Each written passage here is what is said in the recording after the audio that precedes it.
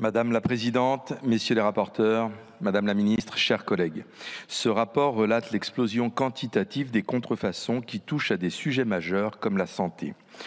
Deux exemples.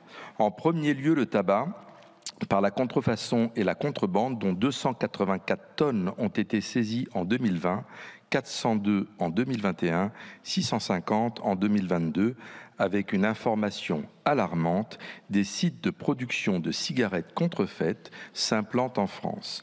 Le second phénomène concerne l'arrivée sur le territoire de médicaments contrefaits, 87 000 interceptions en 2021, 280 000 en 2022.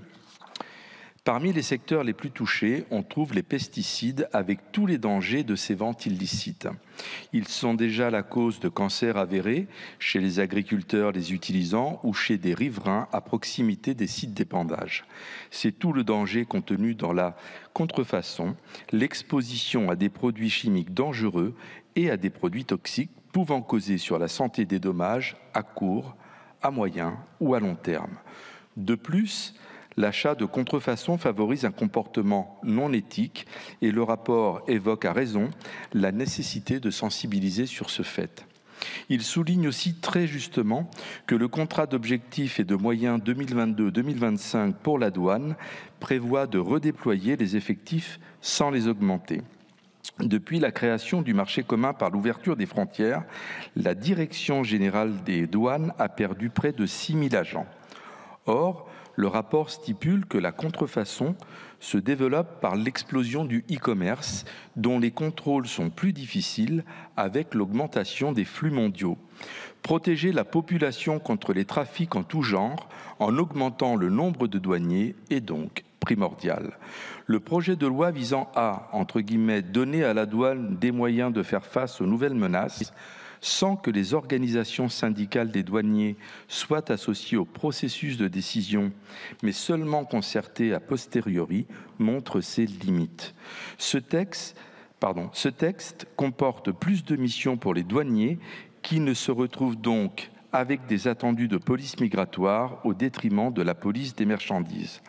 La France compte 16 500 douaniers contre 48 000 en Allemagne, alors que notre pays compte 4 fois plus de kilomètres de frontières. Vos groupes respectifs ont voté pour ces nouvelles missions sans ajout de moyens humains. Chers collègues, il y a la théorie et il y a la réalité du terrain.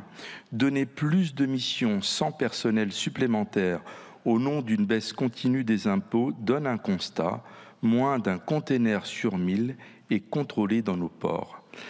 La Direction générale de la concurrence, de la consommation et de la répression des fraudes, chargée des contrôles directement sur les plateformes et sites en vente, a perdu 1000 agents depuis 2007. Pourtant, ce service a en charge de contrôler, entre autres, la qualité et la sécurité des produits à risque, tels les perturbateurs endocriniens ou les nanomatériaux. Ainsi, le nombre de missions dévolues à la DGCCRF en comparaison du nombre d'inspecteurs ne lui permet plus d'opérer des contrôles suffisants. Les travaux d'Europol et de l'OCDE confirment que la délinquance dans la production et la vente de contrefaçon, son aspect lucratif peu risqué du fait de la carence de procédures judiciaires et de sanctions, devient plus attrayante que le trafic de stupéfiants. La solution pour éradiquer la contrefaçon, nous la connaissons, élever le nombre de nos inspecteurs pour augmenter les contrôles. Dans le projet de loi 2025, alors que M. Barnier cherche encore des milliards, éradiquer la contrefaçon permettrait le rapatriement de 25 milliards de pertes estimées de TVA, permettrait le retour de 40 000 emplois perdus, avec ce qu'il comporte de cotisations en plus pour les caisses de retraite, pour les caisses maladie et des prestations en moins pour France Travail, bref, un réel investissement.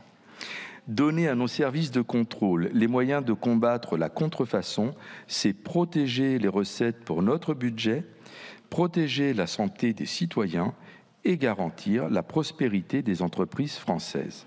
Je vous remercie.